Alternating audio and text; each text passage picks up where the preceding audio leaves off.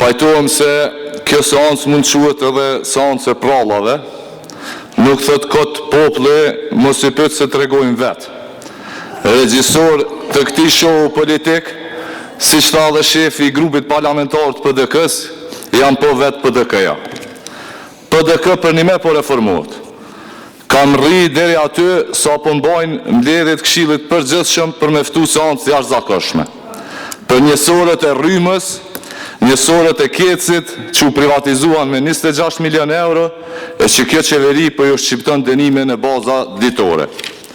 Sot du dëgjum shumë akuza këtu për lidhjet të shkurta me energjinë.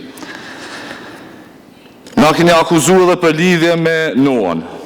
I lutëm prokurorisë ta hetoj çdo pretendim të opozitës për lidhjet e kompanisë Noa me lëvizjen vetëvendosje. Mirë po, kishte me qenë shumë mirë, ta shikoni se kush ka nënshkru kontratë për herë të parë me kompani Noa në 9 maj 2019 në mes të Kekut dhe kompanisë Noa. I shkon mirë ju vetë deputet me ulumtu edhe me postu në ato rrjetet e juaja sociale qysh po postoni të pavërteta. Qëta është të rrej krejt, një ka një. Kontrata e dytë me Noan është nënshkru me 11 tetor të vitit 2021, është nënshkruar pikërisht nga një zyrtar që e ka nënshkru këtë kontrat, i cili ka shërby në ZRE, e i cili është votuar gjatë qeverisjes së LDK-s dhe është deleguar gjatë qeverisjes së LDK-s. Nga viti 2008 dhe në vitin 2013, 141 milion euro kanë shku për Vuk Hamovicin, që po e përmend deputetja Ymeri, po nuk po kthehet në kronologji mrapa, sepse institucionet publike gjatë qeverisjes lëvizjes vetëvendosje nuk kanë blerë e as nuk kanë bërë as një marrëveshje me kompanitë e Vuk Hamovicit. Është mirë deputetja në fjalë të hetoj se kush e kanë nënshkruar këtë kontratë në atë kohë, si kanë shku 141 milion euro direkt Vuk Hamovicit nga Keku, edhe t'i postojnë në rrjetet e saja sociale.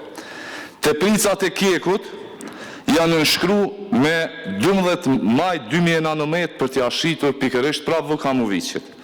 E këtu nuk po përmendën nga deputetët e LDK-s. Shikon e paradoksin.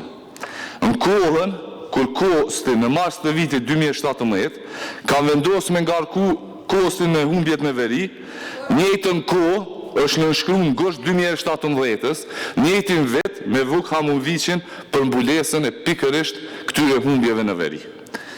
U përmend këtu shumë gjatë edhe kompania ETMT.